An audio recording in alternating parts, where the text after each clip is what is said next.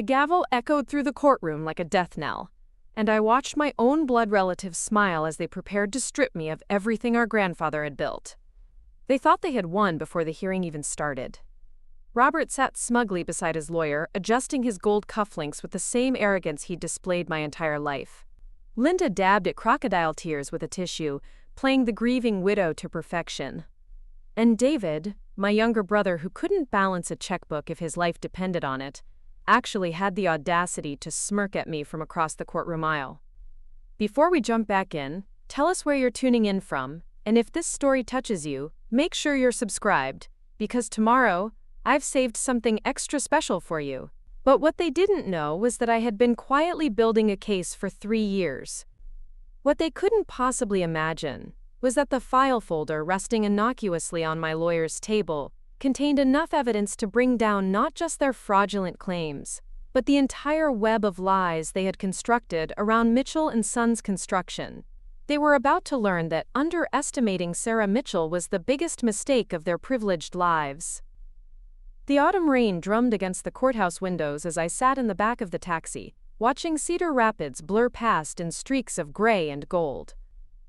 3 months had passed since Grandpa Frank's funeral, 3 months since I had discovered just how deep my family's betrayal ran. The Victorian house on Maple Street looked smaller as we drove past, its once welcoming porch now seeming like a fortress designed to keep me out. My hands trembled slightly as I clutched the leather briefcase that contained years of meticulous documentation. Every receipt, every forged signature, every backdated contract that my father and brother had used to systematically rob our grandfather blind. They thought I was just the college dropout who couldn't handle the family business. They had no idea that my accounting degree and 3 years working as a forensic auditor for the state had given me the exact skills needed to unravel their scheme. The courthouse steps were slick with November rain, and I paused for a moment at the entrance, remembering the last time I had walked through these doors. It was 6 years ago, when I had tried to file a complaint about financial irregularities at Mitchell and Sons. My own father had laughed it off, convincing the family lawyer that I was just acting out because David had been promoted to vice president, while I remained a glorified bookkeeper. Nobody listened. Nobody ever listened to Sarah.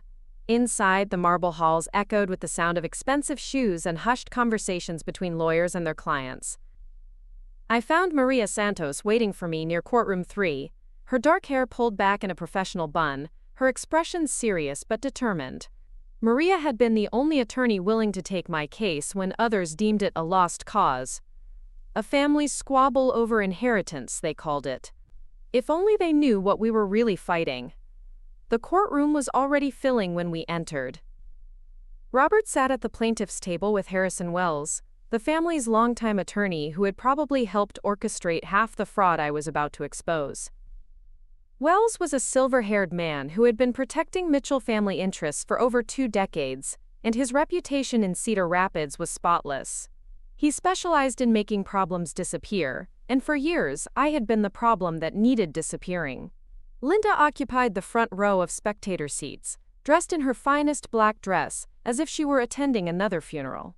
Her eyes were already red-rimmed, preparing for the performance of her life.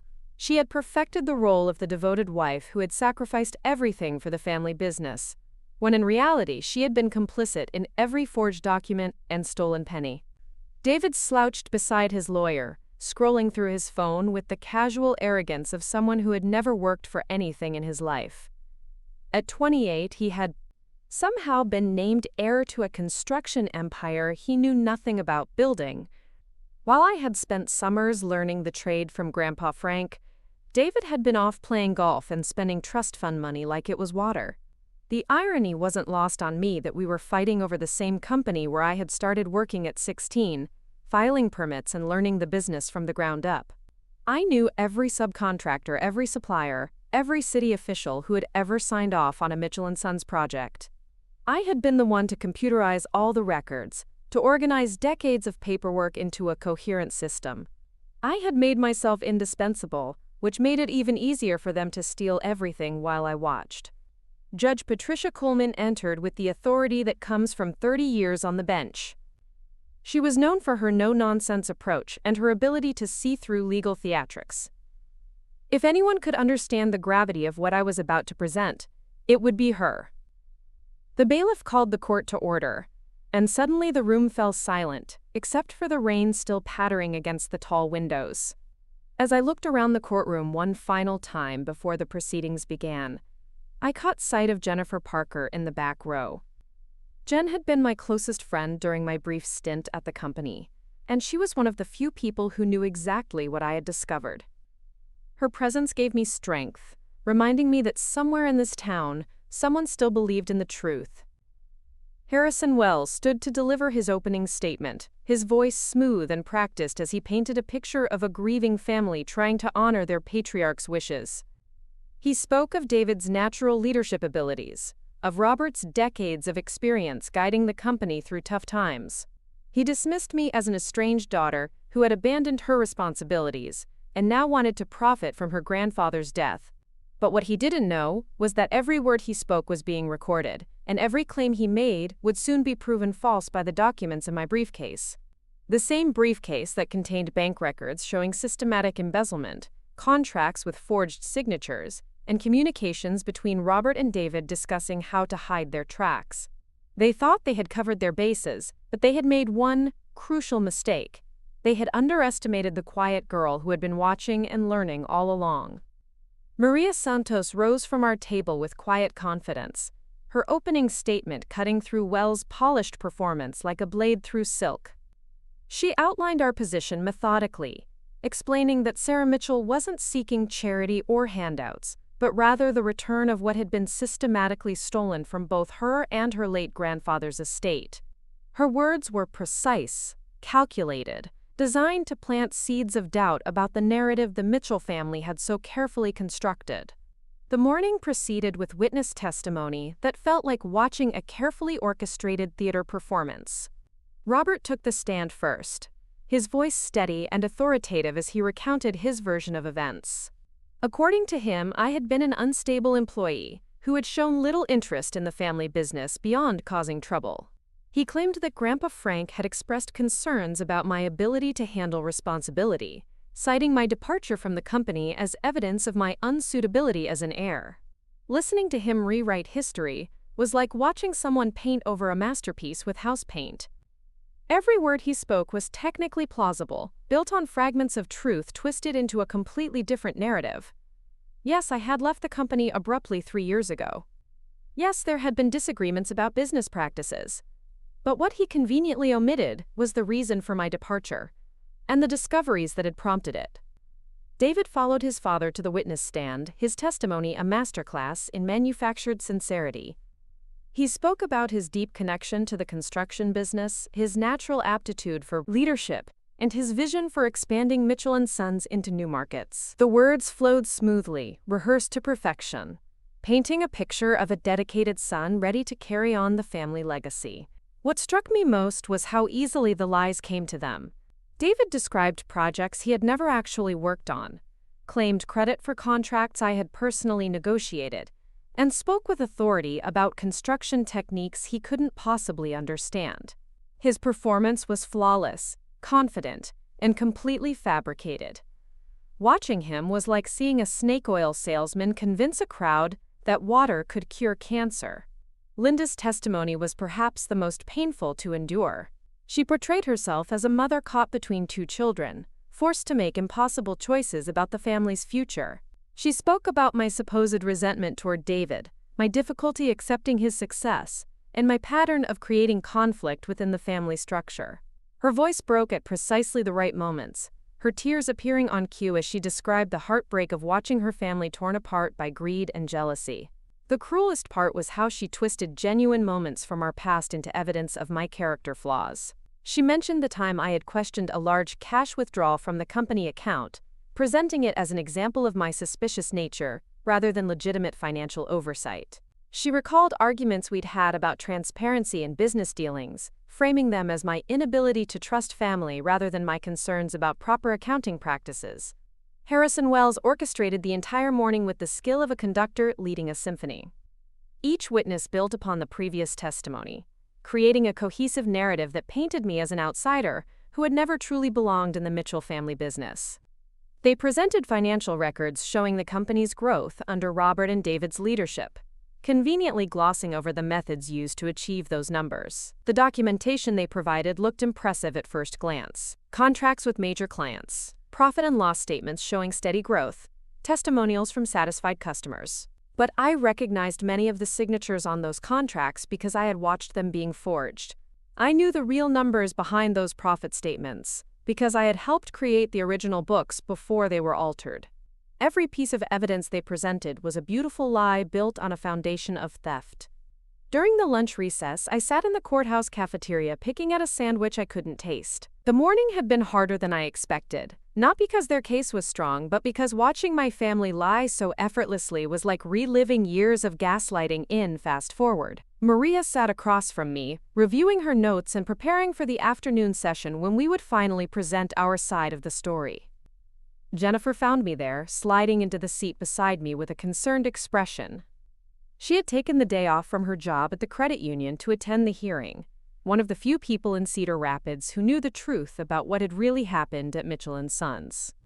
Her presence was a reminder that somewhere in this web of deception, there were still people who valued honesty over family loyalty. The afternoon session began with Maria calling her first witness, Thomas Rodriguez, a former Mitchell & Sons employee who had been abruptly fired 2 years earlier. Thomas had been a site supervisor for over a decade, known for his attention to detail and unwavering integrity. His testimony painted a very different picture of the company's operations under Robert and David's leadership. Thomas described a pattern of corner cutting that had begun shortly after Grandpa Frank's health started declining. Materials that were supposed to be premium grade were being substituted with cheaper alternatives while clients were still charged premium prices. Safety protocols were being ignored to speed up job completion times. Most damning of all, he testified about being instructed to preparing and narrating this story took us a lot of time. So if you are enjoying it, subscribe to our channel. It means a lot to us. Now back to the story. Falsify inspection reports to cover up substandard work. Harrison Wells tried to discredit Thomas during cross-examination, suggesting that he was a disgruntled former employee seeking revenge against the company that had fired him. But Thomas remained calm and factual, providing specific dates, project names, and witnesses to corroborate his claims. His testimony was devastating because it was so clearly truthful, delivered without emotion or embellishment. The next witness was Patricia Huang, a city inspector who had worked with Mitchell & Sons on numerous projects over the years. Patricia testified about discrepancies she had noticed in recent permit applications, irregularities in submitted documentation, and concerns she had raised about the company's compliance with safety regulations. Her professional reputation was impeccable, making her testimony impossible to dismiss. As the afternoon wore on, the carefully constructed narrative that Robert and David had presented that morning began to show cracks. Each witness Maria called added another piece to a puzzle that revealed a company being systematically stripped of its integrity and financial stability. The picture that emerged was of a business being run into the ground by people more interested in quick profits than long-term sustainability. But the most powerful testimony came from Dr. Eleanor Walsh, Grandpa Frank's personal physician during his final years. Dr. Walsh testified about Frank's mental acuity right up until his death, contradicting the family's subtle implications that his judgment had been compromised by age or illness. She described conversations with Frank about his concerns regarding the business and his disappointment in how certain family members were handling their responsibilities. Dr. Walsh's testimony was particularly damaging because it established that Grandpa Frank had been fully aware of what was happening to his company and had been actively seeking ways to address it. She mentioned his requests for copies of business documents, his questions about legal options for protecting the company's assets, and his expressed desire to ensure that the business would continue to operate with the same integrity that had built its reputation. The courtroom atmosphere had shifted noticeably by the time Dr. Walsh finished testifying. The confident smiles on Robert and David's faces had been replaced by barely concealed anxiety. Linda had stopped her theatrical tears and was now whispering urgently with Harrison Wells during every brief recess. They were beginning to realize that this wasn't going to be the easy victory they had anticipated. Judge Coleman called for a brief recess before the final witnesses of the day, and I used the break to review the contents of my briefcase one more time. Tomorrow would bring the moment I had been preparing for over 3 years, when I would finally present the evidence that would not only vindicate my claims, but expose the full scope of my family's criminal enterprise. The documents in my possession went far beyond simple inheritance disputes. They revealed a pattern of fraud that would require federal intervention to fully investigate. As court reconvened for the final hour of testimony, I caught Robert glancing nervously in my direction. Perhaps he was beginning to remember the quiet daughter who had always paid attention to details, who had always asked the questions others were afraid to voice. Perhaps he was starting to realize that underestimating Sarah Mitchell had been the biggest mistake of his life. That evening, I returned to my small apartment above Chen's Coffee House on 2nd Avenue, the place that had become my sanctuary since leaving the family fold 3 years ago. The contrast between my current living situation and the sprawling Victorian mansion where I had grown up couldn't have been starker. Where once I had enjoyed a corner bedroom with bay windows overlooking Maple Street's tree-lined elegance, I now climbed a narrow staircase to a studio apartment that smelled perpetually of roasted coffee beans and contained barely enough space for a bed, desk, and kitchenette. The irony wasn't lost on me that my current monthly rent was less than what David spent on a single dinner at the country club. While he lived in the guest house behind our childhood home, a converted carriage house that Robert had renovated with company funds as a graduation gift, I made do with second-hand furniture and a temperamental radiator that clanged like a ghost in chains every night. But this modest space was mine, paid for with money I had earned through honest work, free from the tainted luxury that had surrounded me for the first 25 years of my life. I spread the contents of my briefcase across the small dining table, documents that represented 3 years of painstaking investigation into my own family's criminal activities. The discovery process had begun quite by accident during my final months at Mitchell & Sons, when I had been tasked with organizing decades of financial records for a routine audit. What I found buried in those files was evidence of a systematic embezzlement scheme that stretched back nearly a decade. The earliest irregularities had appeared shortly after Grandpa Frank suffered his first heart attack, when Robert assumed greater control over daily operations, while maintaining the fiction that the company founder was still making all major decisions. Small amounts at first, redirected through shell companies and fabricated invoices, but growing bolder as Robert realized that his father's declining health made oversight increasingly sporadic. David's involvement had begun during his college years, when he was supposedly learning the business through summer internships, but was actually being groomed as an accomplice in the expanding fraud. The most damning evidence was contained in a series of emails I had discovered on David's computer during my last week at the company.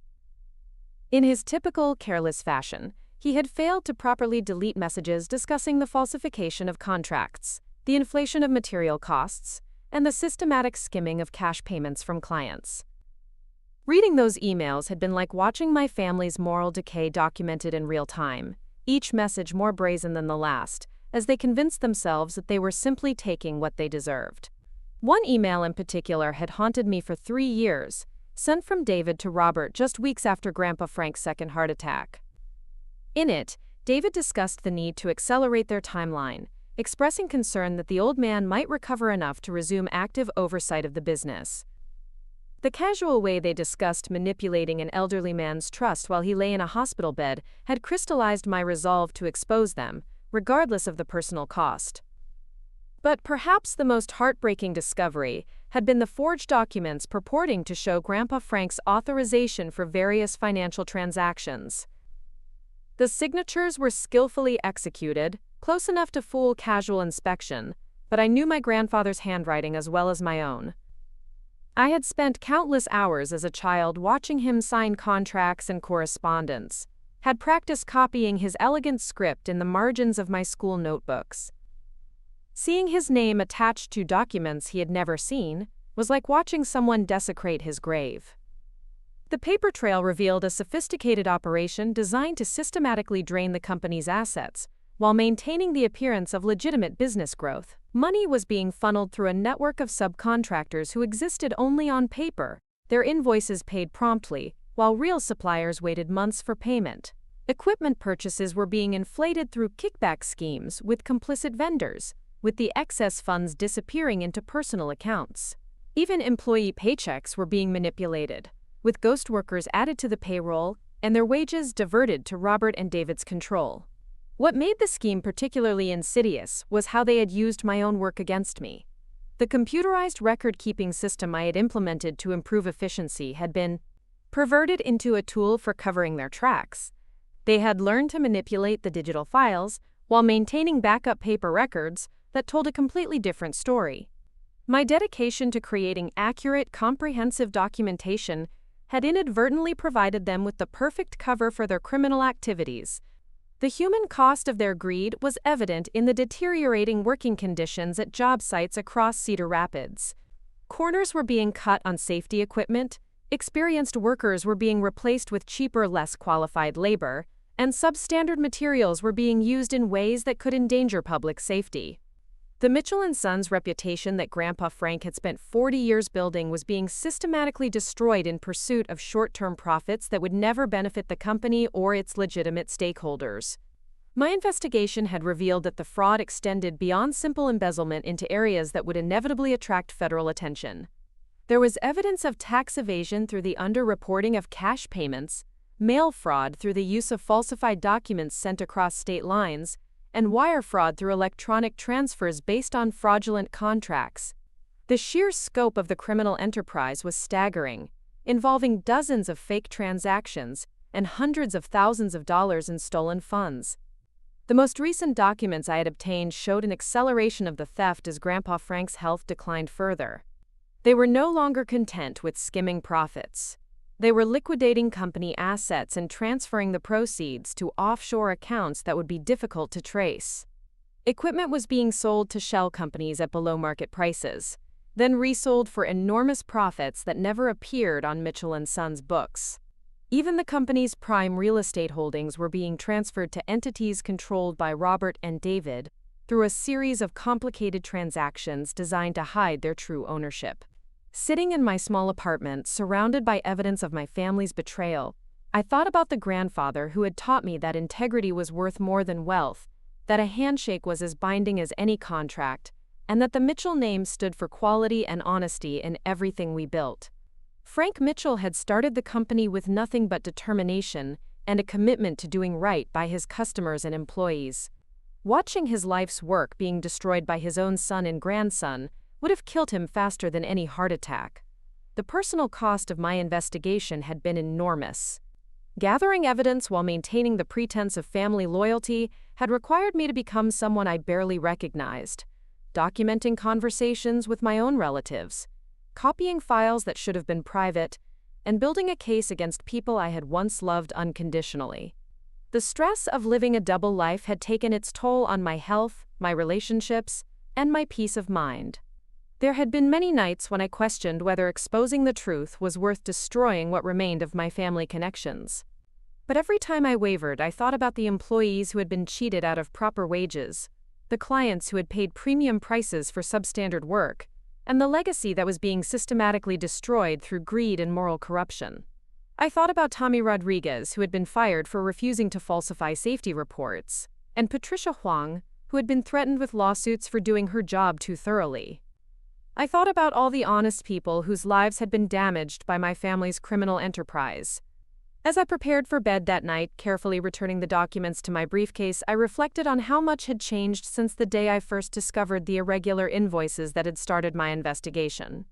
The naive young woman who had believed that family loyalty trumped everything else had been replaced by someone who understood that true loyalty sometimes required the courage to hold the people you love accountable for their actions. Tomorrow would bring the moment when I would finally have the opportunity to present my evidence in court, to speak truth to power regardless of the personal consequences. The rain continued to fall against my small window, washing the streets of Cedar Rapids clean in preparation for a new day. Somewhere across town, Robert and David were probably strategizing with Harrison Wells, confident that their carefully constructed lies would be enough to secure victory in court. They had no idea that their quiet, overlooked daughter and sister had spent 3 years building an airtight case that would not only expose their crimes, but bring down the entire fraudulent empire they had constructed on the ruins of their father's honest legacy. The second day of proceedings began with an atmosphere so thick with tension that it seemed to press against the courtroom walls.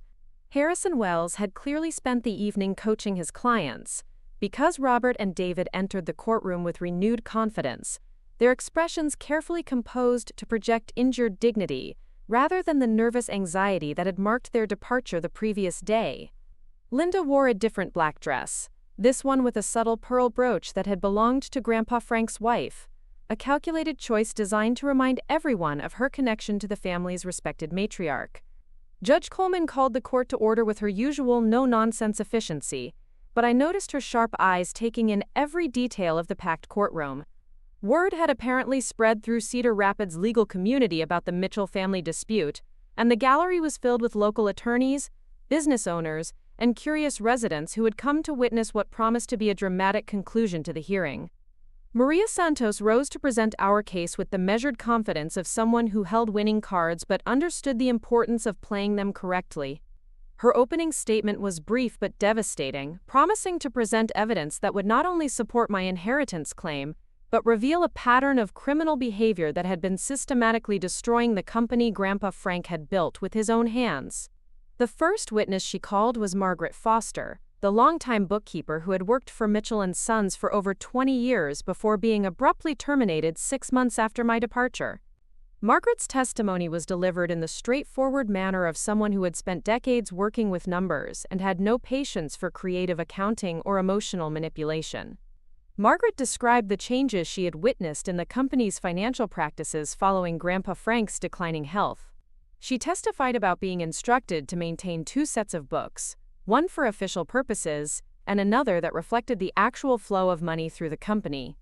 Her voice remained steady as she detailed being asked to falsify payroll records, inflate material costs on invoices, and process payments to vendors that she later discovered didn't actually exist. Harrison Wells attempted to discredit Margaret during cross-examination, suggesting that her testimony was motivated by resentment over her termination. But Margaret was unflappable, producing a small notebook where she had meticulously recorded every questionable transaction she had been asked to process. Her handwritten entries, complete with dates, amounts, and brief descriptions of each irregularity, painted a picture of systematic fraud that was impossible to dismiss as the fabrications of a disgruntled employee. The courtroom fell silent as Margaret read from her notebook, describing transaction after transaction that violated basic accounting principles and legal requirements. She testified about cash payments that were never reported to tax authorities, about equipment sales where the proceeds disappeared into personal accounts, and about payroll manipulations that cheated both employees and government agencies. Her testimony was devastating because it was so clearly factual, delivered without emotion or embellishment by someone whose professional reputation was beyond reproach. David's reaction to Margaret's testimony was particularly telling. While Robert maintained his composed exterior, David couldn't hide his growing agitation. He whispered urgently to Harrison Wells during breaks, his face flushed with what could have been either anger or fear. Watching him squirm as the foundation of his privileged life began to crumble should have given me satisfaction, but instead I felt only sadness for the brother I had once idolized and protected. The next witness was even more damaging to their case. Maria called Detective Raymond Walsh from the Cedar Rapids Police Department's Financial Crimes Unit. Detective Walsh testified that his department had been conducting a preliminary investigation into Mitchell & Sons for several months, following complaints from multiple sources about fraudulent business practices. His testimony revealed that law enforcement had already identified many of the same irregularities that Margaret Foster had documented in her notebook. Detective Walsh's presence in the courtroom transformed the proceedings from a family inheritance dispute into something much more serious. His testimony made it clear that criminal charges were likely regardless of the outcome of the civil hearing. He described evidence that suggested mail fraud, wire fraud, tax evasion, and conspiracy charges could be supported by the documentation already in police possession. Harrison Wells objected repeatedly during Detective Walsh's testimony, arguing that criminal allegations had no place in a civil inheritance proceeding. But Judge Coleman allowed the testimony to continue, noting that evidence of criminal behavior was certainly relevant to determining the true value of the estate and the credibility of the various parties involved in the dispute. The turning point came when Maria asked Detective Walsh about the scope of the ongoing investigation. His answer sent visible shockwaves through the opposing counsel's table. The investigation wasn't limited to Mitchell & Sons but extended to a network of shell companies, offshore accounts, and fraudulent transactions that suggested a sophisticated money laundering operation with potential interstate and international implications. Robert's composure finally cracked during Detective Walsh's testimony. His face went pale as the detective described evidence that could result in federal charges carrying decades in prison. The confident patriarch who had entered the courtroom that morning was replaced by a man who suddenly understood that he wasn't just fighting for control of a family business, but for his freedom. The most dramatic moment came when Detective Walsh testified about cooperation they had received from federal agencies, including the FBI's Financial Crimes Division. The mention of federal involvement caused an audible gasp from the gallery, and I watched Linda's face drain of all color as she realized the true scope of what her husband and son had been doing. During the lunch recess, the courthouse hallways buzzed with whispered conversations as word spread about the federal implications of the case. Local reporters who had come expecting a routine family dispute were now frantically making phone calls to their editors, realizing they had stumbled onto a story with much broader significance. I spent the break in a small conference room with Maria, reviewing the afternoon's planned testimony. She had saved the most powerful evidence for last, including the documents that would prove not only the extent of the fraud, but also my role in documenting it. The afternoon session would reveal that I hadn't been a passive victim of family manipulation, but had been actively working to expose the truth for years. When court reconvened, the atmosphere had shifted dramatically. The confidence that Robert and David had projected that morning was completely gone, replaced by the hunted expressions of men who were beginning to understand the magnitude of their legal jeopardy. Harrison Wells looked like a lawyer who was seriously considering withdrawing from the case before his own reputation was irreparably damaged by association with his client's criminal behavior. Maria's next witness was Dr. Patricia Reeves, a forensic accountant who had analyzed the financial records I had provided. Dr. Reeves testified that her analysis revealed a systematic pattern of embezzlement and fraud totaling more than $2 million over a 7-year period. Her expert testimony provided the professional credibility that transformed my accusations from family allegations into documented criminal conspiracy. Dr. Reeves walked the court through a detailed analysis of the fraudulent transactions, using charts and graphs to illustrate how money had been systematically diverted from legitimate business purposes into personal accounts controlled by Robert and David. Her testimony was particularly damaging because it demonstrated the sophisticated nature of the scheme, showing that this wasn't opportunistic theft, but carefully planned financial crime executed over many years. The final witness of the day was Jennifer Parker, my former colleague and friend who had witnessed many of the events I had documented. Jennifer's testimony provided crucial corroboration for my claims, confirming that I had expressed concerns about financial irregularities during my time at the company and had attempted to address them through proper channels before being silenced and eventually forced out. Jennifer testified about conversations where Robert had explicitly instructed employees to falsify records, about meetings where David had discussed ways to hide income from tax authorities, and about the climate of intimidation that had been created to prevent anyone from questioning the company's financial practices. Her testimony painted a picture of a workplace where honest employees were systematically marginalized, while those willing to participate in fraud were rewarded and promoted. As the day's testimony concluded, Judge Coleman announced that the court would recess until the following morning, when I would finally have the opportunity to present my own testimony and evidence. The moment I had been preparing for over 3 years was finally at hand, and with it would come the revelation that would not only vindicate my claims, but bring down the entire criminal enterprise my family had constructed. Walking out of the courthouse that evening, I felt the weight of anticipation settling on my shoulders like a familiar burden. Tomorrow would bring the confrontation I had been avoiding my entire life, the moment when I would finally stand up to the people who had dismissed and manipulated me for so long. But this time, I wouldn't be the powerless daughter begging for recognition and respect. This time, I would be the one holding all the cards, with evidence that would change everything forever. The final morning arrived with deceptive, calm, crisp October air that carried the scent of dying leaves and the promise of winter's approach. I dressed carefully in my best navy suit, the one I had purchased for job interviews 3 years ago when I first left Mitchell & Sons, and was desperately seeking employment that would allow me to maintain my independence while building my case. The irony wasn't lost on me that this same suit, which had once made me feel small and insignificant in corporate interviews, now felt like armor as I prepared for the most important performance of my life. The courthouse steps were already crowded with reporters when Maria and I arrived, their cameras and microphones creating a gauntlet we had to navigate to reach the entrance. Word had leaked about the federal implications of the case, and what had started as a local family dispute was now attracting regional media attention. I kept my head down and my expression neutral, refusing to give them the dramatic sound bites they were clearly hoping for. Inside the courtroom, the atmosphere was electric with anticipation.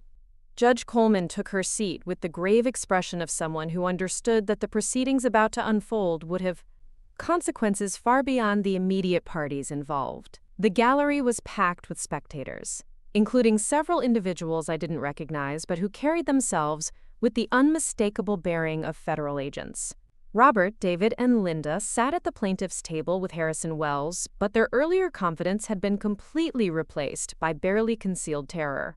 David's hands shook as he reached for his water glass, while Robert stared straight ahead with the fixed expression of a man trying to maintain his composure while his world collapsed around him. Linda had abandoned her theatrical tears for a pale, stricken silence that spoke volumes about her understanding of what was about to unfold. Maria Santos rose to call me as her final witness, and the walk from our table to the witness stand felt like crossing a battlefield. Every step carried the weight of 3 years of careful planning, meticulous documentation, and enormous personal sacrifice. As I placed my hand on the Bible and swore to tell the truth, I looked directly at my family for the first time since the proceedings began. What I saw in their eyes wasn't anger or disappointment, but fear and the dawning realization that they had catastrophically underestimated the quiet daughter they had dismissed for so long. Maria began with basic questions about my background and relationship to the company, establishing my credentials and my intimate knowledge of Mitchell & Sons operations. I testified about growing up in the business, learning construction principles from Grandpa Frank, and developing the accounting skills that had eventually allowed me to discover the scope of my family's criminal enterprise. My voice was steady and clear as I described my role in modernizing the company's record-keeping systems, the same systems that had inadvertently provided me with access to evidence of systematic fraud. The turning point came when Maria asked me to describe what I had discovered during my final months at the company. I began with the irregular invoices that had first caught my attention, explaining how my training in forensic accounting had led me to dig deeper into transactions that didn't follow normal patterns. The courtroom fell silent as I described finding the first forged signatures, the first falsified contracts, and the gradual realization that what I was uncovering wasn't isolated mistakes, but evidence of a comprehensive criminal conspiracy. Harrison Wells objected repeatedly during my testimony, arguing that my allegations were based on speculation and family grievances rather than concrete evidence. But Judge Coleman allowed me to continue, and Maria smoothly transitioned to the presentation of the physical evidence I had gathered. The moment she opened my briefcase and began removing documents, I could see the color drain from Robert's face as he recognized files he thought had been safely hidden or destroyed. The first document Maria presented was a series of emails I had retrieved from David's computer during my last week at the company. Reading those emails aloud in open court was like performing an autopsy on my family's moral decay, each message more damning than the last, as David casually discussed strategies for hiding income, falsifying records, and manipulating their elderly father's trust. The courtroom was absolutely silent as Maria read David's words back to him, including his callous comments about accelerating their timeline while Grandpa Frank was hospitalized. Robert's composure finally shattered completely when Maria presented the forged contracts bearing Grandpa Frank's signature. I testified about my intimate knowledge of my grandfather's handwriting, explaining how I had spent countless hours as a child practicing his elegant script and could identify the subtle differences that proved these signatures were fraudulent. Watching Robert realize that his carefully constructed lies were crumbling in real time was simultaneously satisfying and heartbreaking. The most devastating evidence came in the form of bank records I had obtained through my contacts in the financial industry. These documents showed the flow of money from Mitchell & Sons into personal accounts controlled by Robert and David, tracing funds through a complex network of shell companies and offshore accounts designed to hide the stolen assets from detection. Maria presented chart after chart showing how legitimate business income had been systematically diverted, with the missing funds totaling well over $2 million.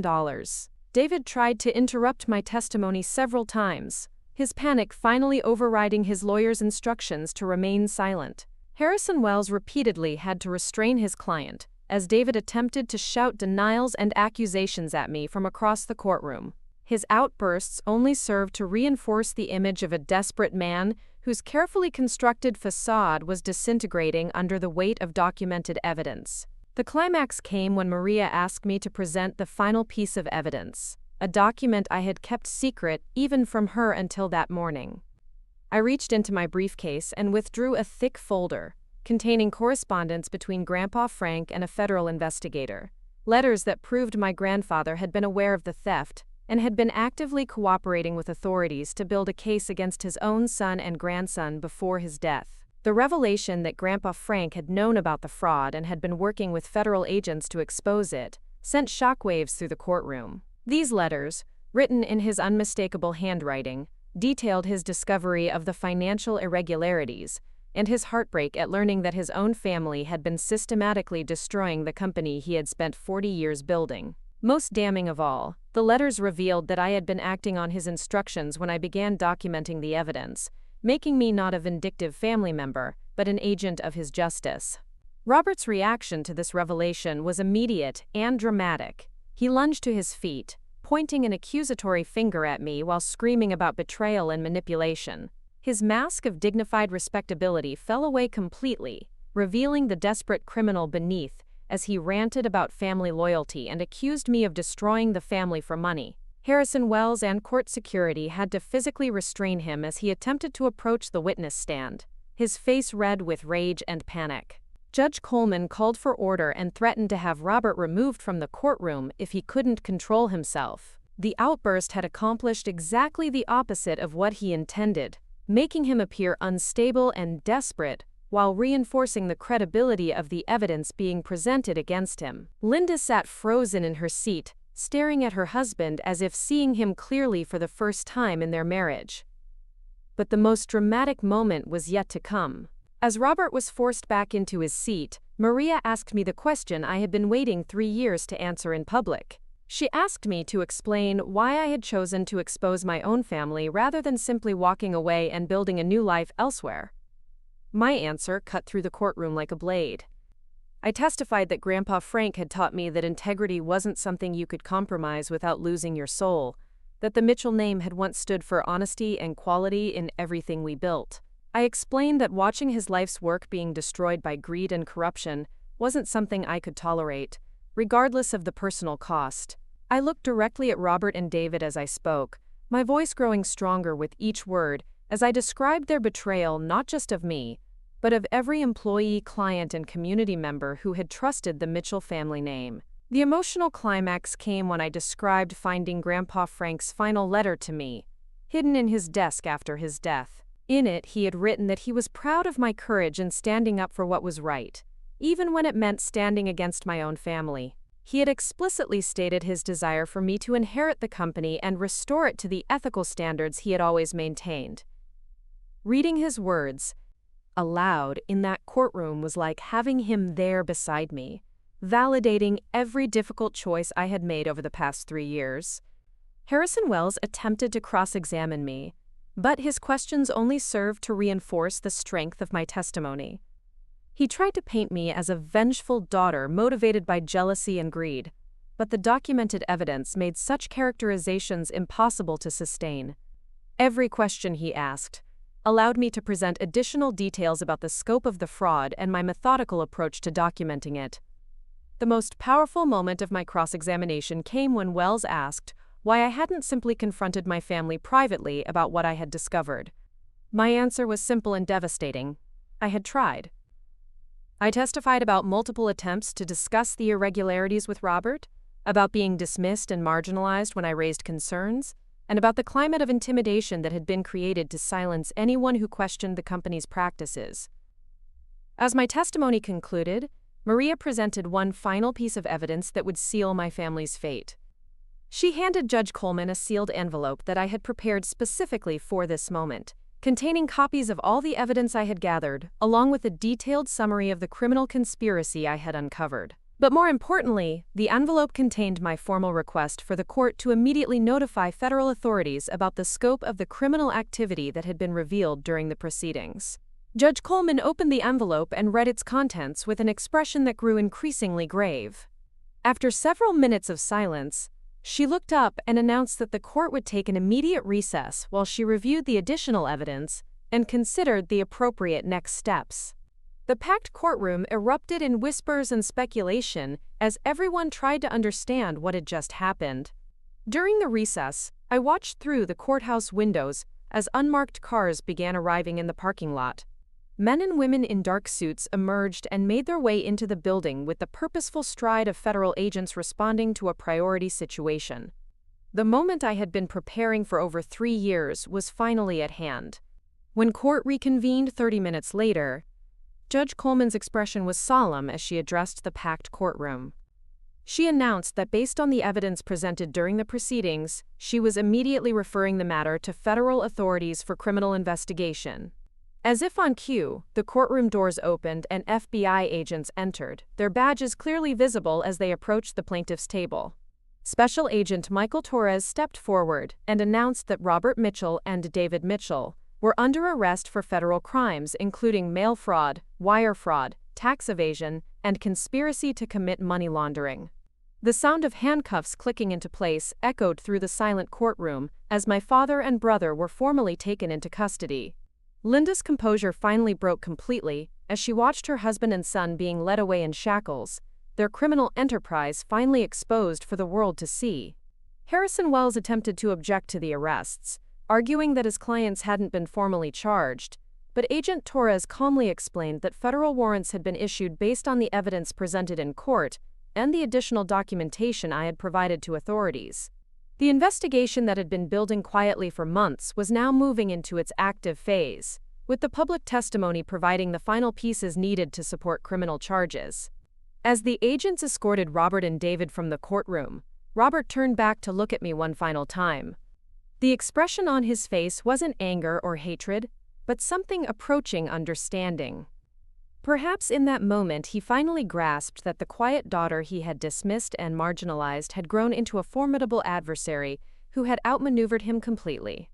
Perhaps he realized that his greatest mistake hadn't been underestimating my intelligence or determination, but underestimating my commitment to the principles Grandpa Frank had taught me. Judge Coleman's final ruling was anticlimactic after the drama of the arrests, but decisive nonetheless. She awarded me complete control of Mitchell & Sons Construction Company, along with all assets that hadn't been seized as evidence in the federal investigation. The company that had been systematically looted by Robert and David would now have the opportunity to rebuild under honest leadership, honoring the legacy that Grandpa Frank had spent 40 years creating. As the courtroom emptied and the media circus moved outside to cover the arrests, I sat quietly at our table with Maria Santos, trying to process what had just happened. 3 years of careful planning, meticulous documentation, and enormous personal sacrifice had culminated in this moment of complete vindication. The family that had dismissed me as insignificant had been brought down by their own arrogance and my quiet determination to seek justice. Walking out of the courthouse that afternoon, I felt a sense of closure that had nothing to do with winning or losing. The scared young woman who had discovered those first irregular invoices 3 years ago had been transformed into someone who understood that true strength came not from demanding respect, but from earning it through principled action. The Mitchell name would continue, but it would once again stand for the integrity and honesty that Grandpa Frank had always embodied. Up next, you've got 2 more standout stories right on your screen. If this one hit the mark, you won't want to pass these up. Just click and check them out.